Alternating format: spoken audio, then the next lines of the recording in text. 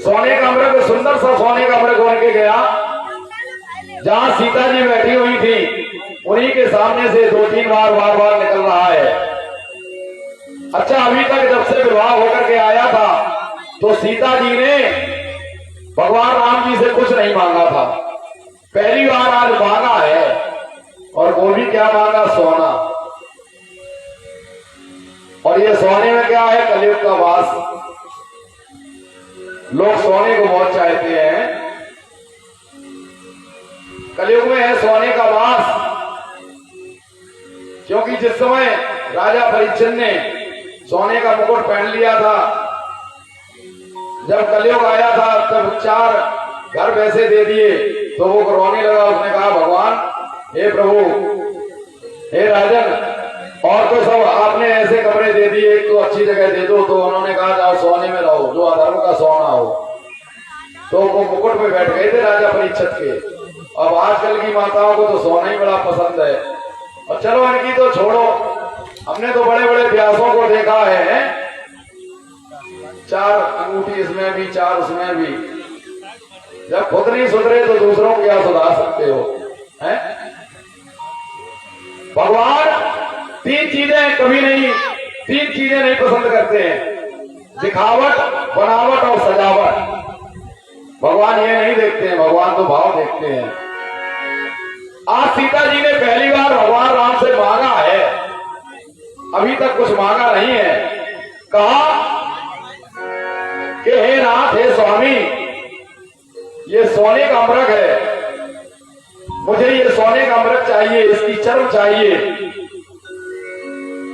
भगवान राम ने सोचा, विवाह होने के बाद पहली बार ये कुछ मांगा है हमसे, अब हम कैसे मना करें, कैसे इनको समझाएं? लक्ष्मण जी से कहा कि मैं जा रहा हूं इस व्रत के पीछे, लेकिन तुम ये कुटिया छोड़ करके कहीं जाना नहीं, चाहे कुछ भी हो जाए। अपने बड़े भैया की आज्ञा मानते थे लक्ष्मण। लक्ष्मण जी ने कहा, ठीक है भैया, आप जाइए, शीघ्रता आना। इधर वो मायावी मृग दौड़ने लगा, भगवान राम पीछे पीछे, मृग आगे आगे। भगवान राम ने बाण मारा, मार जाकर के उसके हृदय में लगा, अपने असली रूप में आ गया मारी। और मरते समय जोर जोर से उसने घोष किया, हा राम, हा लक्ष्मण,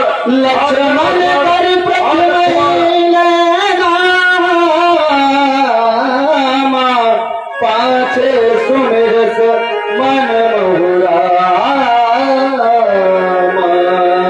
कई बार उसने कहा, हा लक्ष्मण, हे भैया लक्ष्मण, मेरी रक्षा करे, हा लक्ष्मण।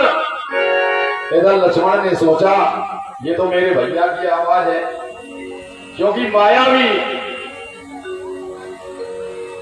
था मामा मारीच। तो इधर उन्होंने सोचा कि ये मेरे भाई की आवाज है। अब उन्होंने सोचा, लक्ष्मण जी ने, अगर हम नहीं गए तो लोग मुझे कायर कहेंगे, ये कहेंगे, अच्छा भाई वहां आवाज देता रहा, तुम गए नहीं, है नारी के ही पास बने रहे। मरम बचना जब सीता बोला, हरि प्रेरित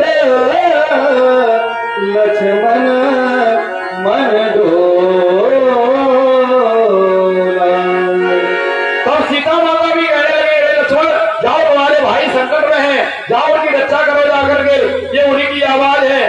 लक्ष्मण जी कहने लगे, नहीं नहीं, मैं नहीं जाऊंगा, भैया हमसे बड़ा करके गए हैं। तो कहा कि नहीं, लगता है तुम इसलिए नहीं जा रहे हो कि उन्हें कुछ हो जाए, तुम मेरे लिए नियत खराब करे किए हो। इस प्रकार से कटु वचन सीता जी बोलती हैं। तब लक्ष्मण जी ने कहा, माते, मैं ये लक्ष्मण रेखा एक खींच रहा हूं, इस रेखा के बाहर नहीं आना, चाहे कुछ भी हो जाए। इधर मारीच मर जाता है, लक्ष्मण जी चल दिए जिधर भगवान राम गए थे। इधर रावण ने देखा, सोन बीच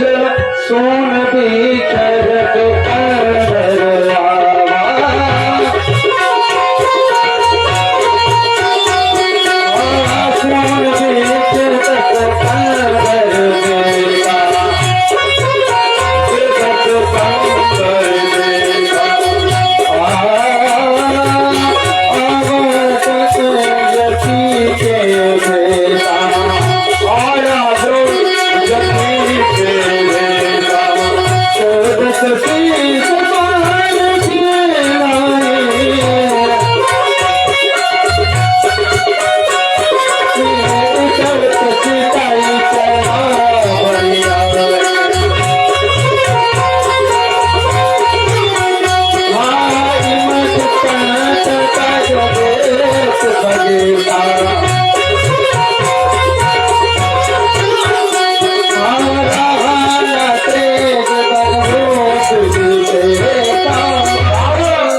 रावण ने देखा मौका अच्छा है, ना बड़ा तपसी है ना छोटा तपसी है, सीता अकेली है।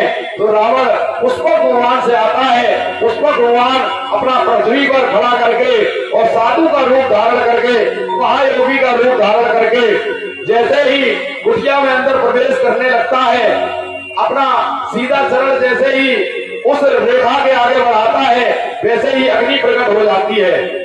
उसने देखा कि अरे अंदर ऐसे हम नहीं जा पाएंगे, अब कैसे हम सीता का हरण कर पाएंगे। तो उसने आवाज दी, भिक्षाम देही भिक्षाम देही। सीता जी आती हैं, फल इत्यादि लेकर के आती हैं, कहती हैं लीजिए माधवन भिक्षा लीजिए। उन्होंने कहा नहीं, मैं ऐसे भिक्षा नहीं लेता हूँ, तुम्हें बाहर आना पड़ेगा तभी मैं भिक्षा लेता हूँ। उन्होंने कहा नहीं, हमारे देवर मना करके गए हैं, मैं भिक्षा यही से आप भिक्षा ले लीजिए और चले जाइए। तब रावण ने बहुत कहा कि मैं तुम्हें श्राप दे दूंगा, ये भी कोई भिक्षा देने का तरीका होता है, तुम मेरा अपमान कर रही हो। तो उन्होंने सोचा कि चलो कुछ नहीं होगा। जैसे ही चरण अपना उस लक्ष्मण रेखा के बाहर रखा है, वैसे ही रावण ने अपना असली रूप प्रकट करके सीता का हाथ पकड़ करके पुष्पक भगवान में बैठाया और लेकर के वायु मार्ग से चल दिया। तब रावण निज रूप दिखावा गई सभे, जब नाम सुना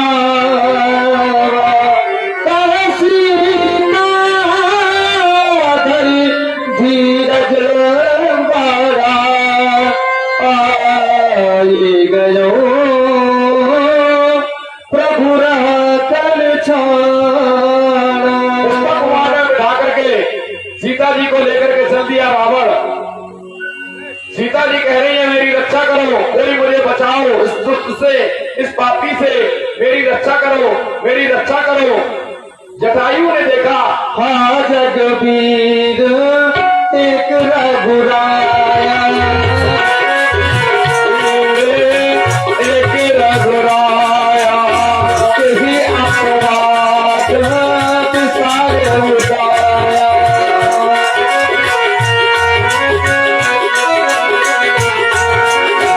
हाँ लक्ष्मण तुम्हारे नहीं दोष आया,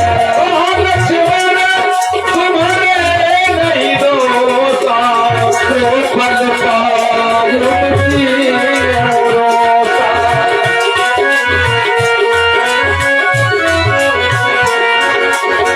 सीता के बिलाप सुनी पानी,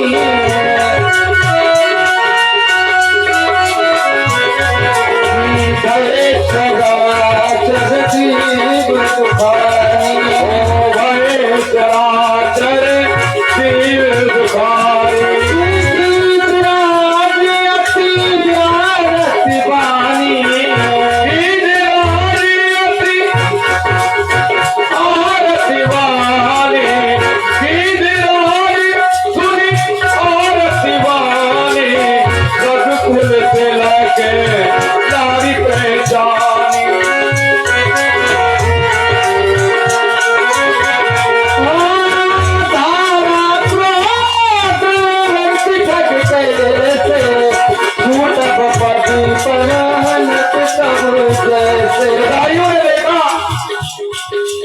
ये रावण है, ये रघुकुल की वधू का हरण करके ले जा रहा है, लेकिन ये दशकंदर है, मैं इससे जीत नहीं पाऊंगा।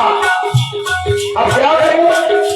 जटायु विचार कर रहा है, अगर यदि मैंने युद्ध नहीं किया तो आने वाली पीढ़ी मुझसे कायर कहेंगे, अरे मैं कायर था।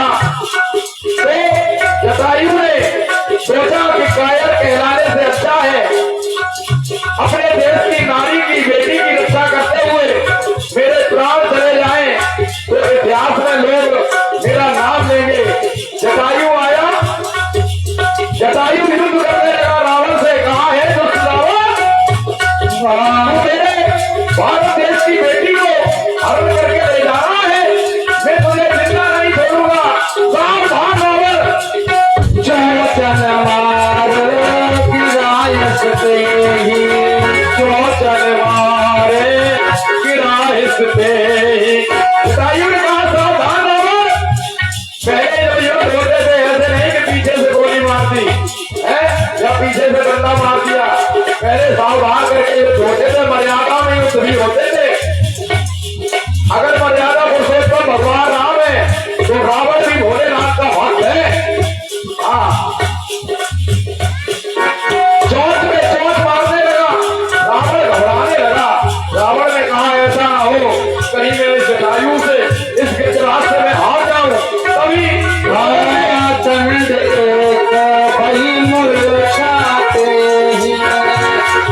चोट मारी, इस प्रकार से चोट मारी रावण को मूर्छा आ गई। थोड़ी देर के लिए रावण मूर्छित हो गया।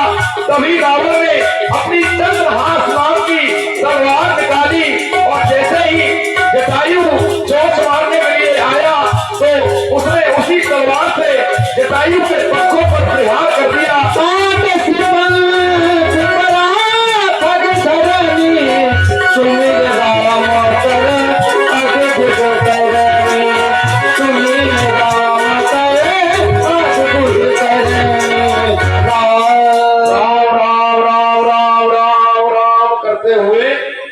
जटायु पृथ्वी पे गिर जाता है आकर के। इधर जब रावण लंका में लेकर के अशोक वाटिका में सीता जी को लेकर के जाता है, वायु मार्ग से जाते समय पुष्पक भगवान से सीता जी ने जो अपने आभूषण थे वो आभूषण कुछ बानरों को देख करके वो आभूषण फेंक दिए। गिरी पर बैठे कातिन निहारी कही हरिनाम दीन पटया दारी एहि विधि सीते सोले गयहु बन अशोक सीता सुग्रीव जी अपने वानर सेना के साथ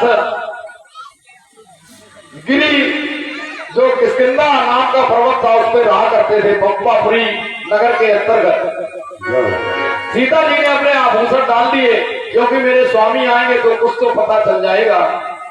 और इधर भगवान राम के पास जब लक्ष्मण पहुंचे तो राम ने पूछा, अरे भैया लक्ष्मण तुम यहाँ कैसे आ गए? उन्होंने कहा कि आप ही ने तो आवाज दी थी।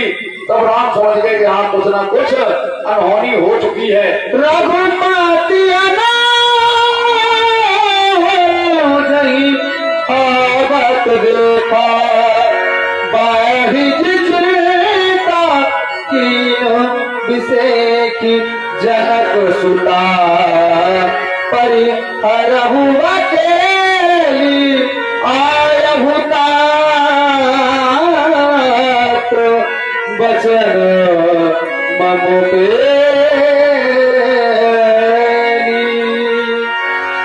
भक्तों इधर होता क्या है, भगवान राम ने देखा कुटिया में सीता जी नहीं थी। भगवान राम विलाप करने लगे। पहले सोचा कि शायद यहीं कहीं गई हो, प्रतीक्षा की, इधर उधर खोजने लगे, खोजने से नहीं मिल रही है। तो आज भगवान राम विलाप करने लगे उसी गंधक वन में और वो कुटिया छोड़ दी।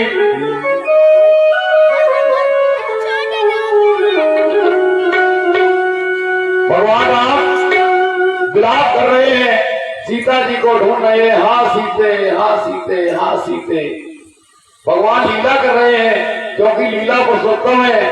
भगवान राम लताओं से, पत्तों से, वृक्षों से, पशु पक्षियों से पूछ रहे हैं भगवान राम और कह रहे हैं, क्या कह रहे हैं?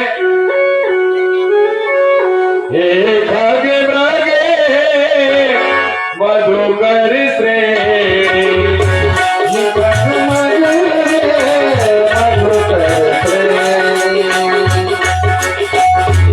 हे भैया पुष्प, हे पेड़, हे लता, हे खग, हे मृग, हे खग मृग, हे मधुकर श्रेणी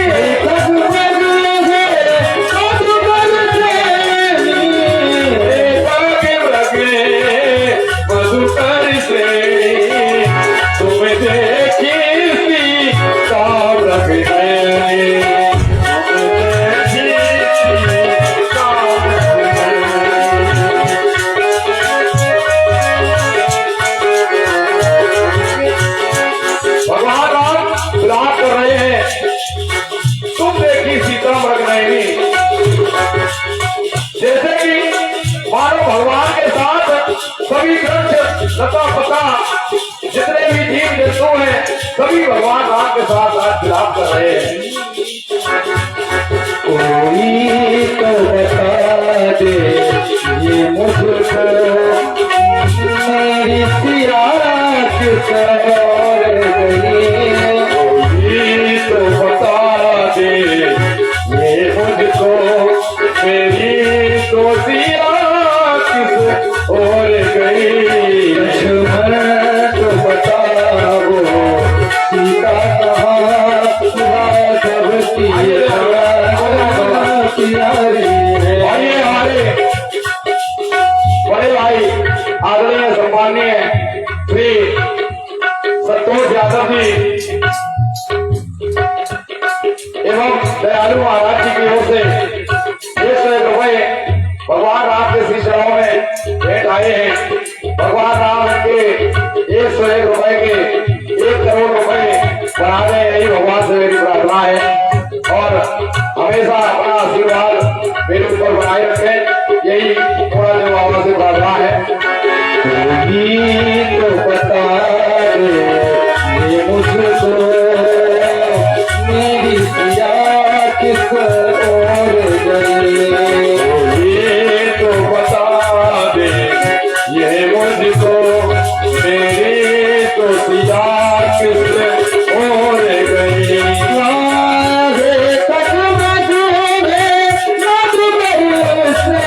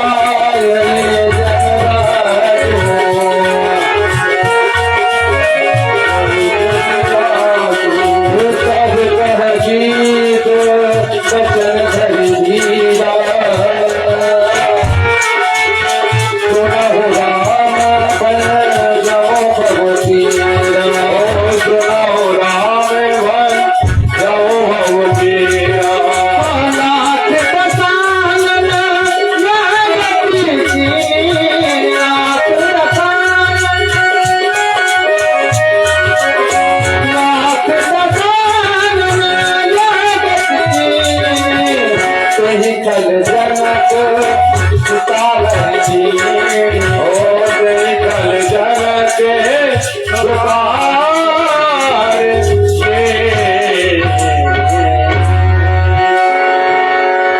भगवान राम विलाप कर रहे हैं उस गंडक वन में। चलते चलते चलते चलते आज भगवान राम मतंग ऋषि के आश्रम पे पहुंचते हैं जाकर के सीता जी को खोजते हुए। मतंग ऋषि के आश्रम पे पहुंचते हैं और वहीं पर सबरी से मुलाकात हुई भगवान राम की, क्योंकि जो सबरी थी ताहि देह गति राम उदारा सबरी के आश्रम पगुधारा। सबरी के पास पहुंची भगवान राम और लक्ष्मण। ये सबरी कौन थी? मतंग ऋषि के आश्रम पे सेवा किया करती थी। जिस समय सबरी का विवाह होने जा रहा था, सबरी का विवाह होने जा रहा था, ये सबरी भीलनी थी, जाति से भीलनी थी, कोई ग्रास भील होते हैं जो, उसका विवाह होने जा रहा था। तो सबरी ने पूछा ये बकरे काय के लिए मंगवाए गए हैं? जो बाराती आएंगे उनके भोजन की व्यवस्था की जा रही है। तो सबरी ने पूछा विवाह में ऐसा भी होता है? तो सबरी ने सोचा कि इतने 100 जानवर बकरे मेरी वजह से काटे जाएंगे। सबरी उसी रात से घर से निकल गई। सबरी बिन बताए घर से निकल गई और चलते चलते इतनी दूर चली गई, इतने दंडक वन में जो कोई ढूंढ ही ना पाए उसे, और जाकर के मतंग ऋषि के आश्रम के किनारे रहने लगी छुप के, जहां संत मतंग ऋषि रहते थे पातवा। जैसे कि हमारे यहाँ परम पूज्य यहाँ पर शिवराम दास जी महाराज रहते थे। यहाँ पर कितने लोग इनके शरण में आते हैं, बहुत से लोग आते हैं, हम देखते रहते हैं। बहुत से शरणार्थी आते हैं, बहुत से संत आते हैं। तो उसी प्रकार से वो छुप के रहने लगी।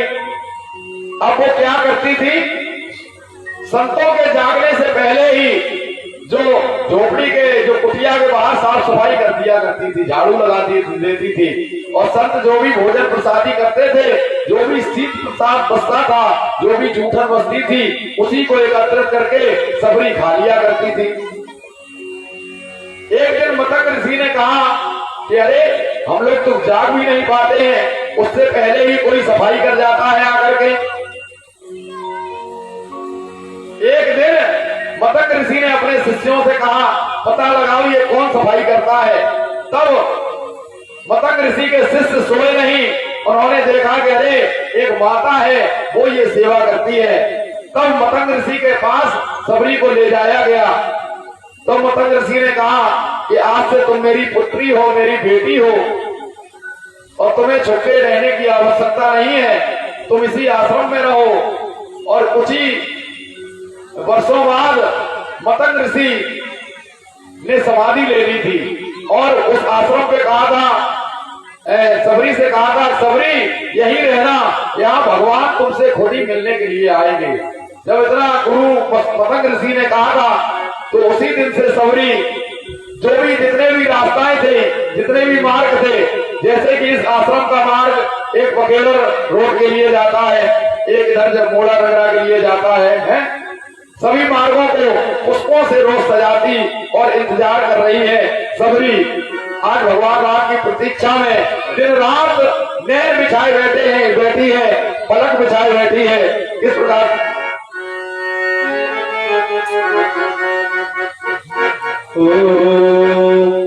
रामा रामा रटते रटते आइए हम लोग भी। उमरिया। हाँ समय भी हो रहा है, आइए बहुत जल्दी। कितना समय हो गया? 11 बज जाए तो बता देना। बज गए? अच्छा आइए सबरी के साथ, सभी लोग ताली की सेवा करते हुए माता सबरी के साथ आप लोग भी ये भाव बनाए कि एक बार भगवान राम मेरी कुटिया में भी आ जाए, मुझे भी दर्शन दे जाए। सबरी की तरह से भाव बढ़ाते हुए आइए सभी लोग गाते हुए चलेंगे। रामा रामा रटते रटते बीती रे उमरिया। रामा रामा रटते रटते बीती रे उमरिया। रामा रामा रटते रटते बीती रे उमरिया। रघुकुल नंदन कवियों रघुकुल नंदन कवियों सबरी की जागरिया। रामा रामा रटते रटते आइए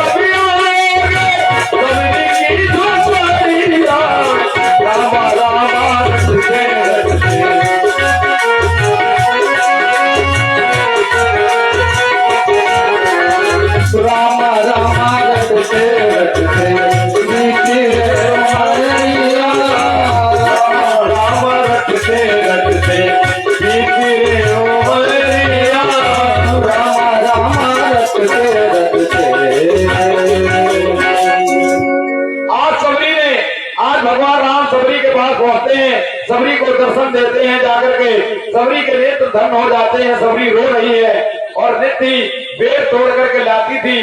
बेर को चीख चीख करके जो मीठे बेर होते थे वो टोकरी में रख लेती थी और जो खट्टे बेर होते थे उसको फेंक देती थी। आज उन्हीं बेरों को माता सबरी ने सामने रख दिया कि लो राम ये बेर खाओ। भगवान राम वो बेर खाने लगे। लक्ष्मण जी को भी बेर दिए, लेकिन लक्ष्मण जी ने वो बेर नहीं खाए। लक्ष्मण जी ने वो बेर फेंक दिए जाकर के। बताया गया है वही संजीवनी बूटी बने जाकर के।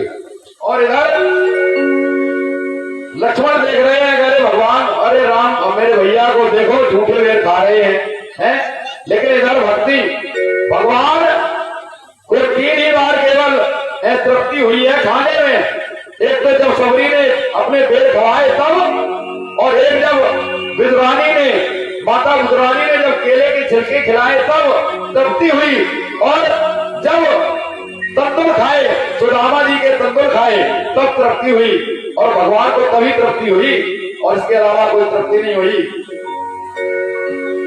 इधर सबरी के बेर झूठे खा करके आगे बढ़े।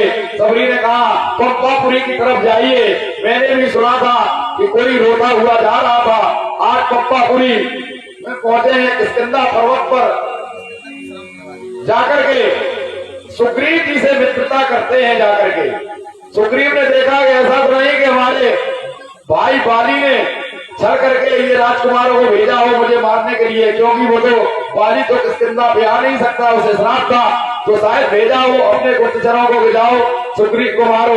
तब हनुमान जी को भेजा पता लगाने के लिए कि जाओ ये कौन है। तब हनुमान जी एक संत का रूप धारण करके आए। तब हनुमान जी ने पहचान लिया तो अपने असली रूप में आए। भगवान राम लक्ष्मण को ले जाकर के सुग्रीव से मिलवाया जाकर के, और सुग्रीव ने भगवान राम को मित्र बनाया। दोनों लोग मित्रता का भाव। उन्होंने कहा मैं भी नारी के लिए विकल हूँ, मैं भी नारी के लिए इस पर्वत पे रहता हूँ और आपकी भी नारी का हरण हो गया है, तो हम लोग दोस्त मित्र हुए। और सुग्रीव के ही साथ वानर सेना रहा करती थी। उसमें एक वृक्षराज जिनका जापत नाम था और हनुमान जी भी थे, अंगद जैसे बलवान उसी सेना में रहा करते थे। उन्होंने कहा मित्र हे प्रभु राम, आप चिंता न करो, ये चातुर्मास बीत जाने दो।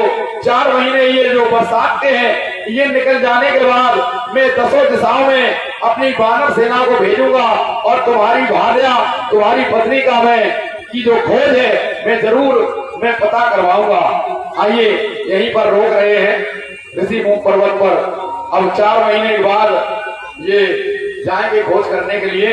अब कल की कथा और शेष रह गई है। मेरा निवेदन है आप लोगों से, जिस प्रकार से चल करके अभी तक आप लोग आए, कल भगवान के राज तिलक में आप लोग जरूर सम्मिलित हो। कल भगवान का राज तिलक होगा, क्योंकि आपने राम वन की भी कथा सुनी है, तो आप लोग कल राजा अभिषेक में जरूर अधिक से अधिक संख्या में आए। और परसों पर भंडारा है भंडारे में भी आप लोग आए, और जो भी जैसा सहयोग करना चाहे अपना सहयोग भी करें। आइए आज की कथा यही विश्राम कर रहे हैं। 2 बार भगवान का नाम।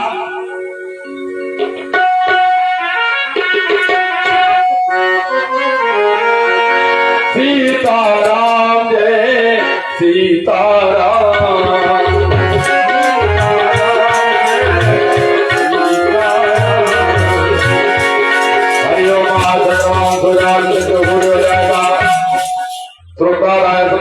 सभी लोग खड़े हो जाए अपने अपने स्थान पे। मुखार लगने रजायत,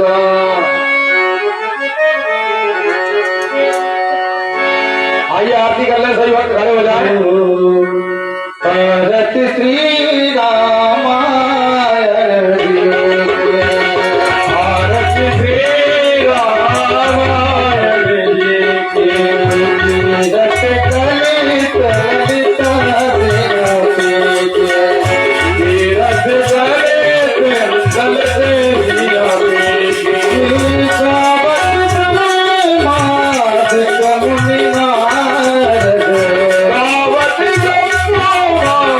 के मुनि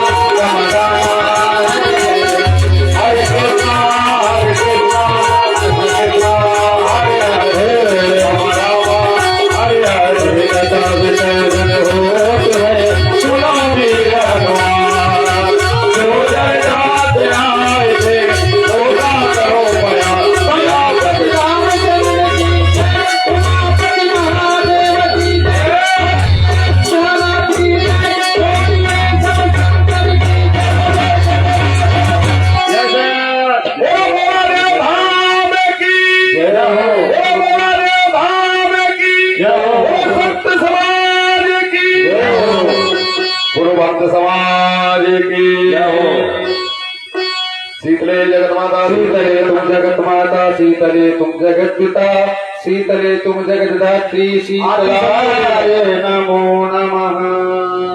आरती सभी लोग ले लें और पुष्प ले लें, पुष्पांजलि कर लें। हरि ओम माय गंधाय विद्महे वक्रतुंडाय धीमहि तन्नो दन्ति प्रचोदयात्। नारायण सुगंध पुष्पाणि यथा कालो भवानि च पुष्पांजलि में आदत्र ग्राण परमेश्वरा सुमन सुगंधित सुमन ले सुमन सुगंधि अपार पुष्पांजलि अर्पण करो। श्री राम करो स्वीकार, श्री कृष्ण करो स्वीकार। ओम मंत्र पुष्पांजलि समर्पयामि। और ये हमारे परम पूज्य प्रातः स्मरणीय प्रातः वंदनीय पूज्य श्री श्री श्री 108 श्री संत श्री छोटूदास महाराज जी के द्वारा ये आशीर्वाद हमें प्राप्त हुआ है। और जब तक मेरा जीवन है तब तक हम पूज्य महाराज श्री जी से आशीर्वाद की कामना करते हैं। बोलो संत समाज की जय, बोलो मोरा देव बाबा की जय।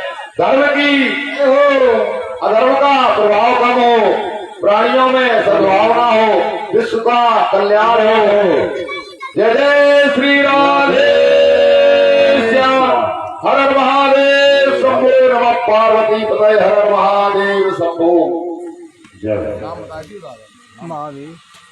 और ये हमारे परम आदरणीय परम सम्मानीय परम पूज्य श्री महावीर यादव जी नगला हंसे वाले, नगला महिपत वाले, ये हमें आशीर्वाद दे रहे हैं। और हम सदा ही अपने पूज्य दादाजी से आशीर्वाद की कामना करते हैं। सर्वे भवन्तु सुखिनः, सर्वे सन्तु निरामया, सर्वे भद्राणि पश्यन्ते, मां कश्चित् दुःख भाग् भवेत्।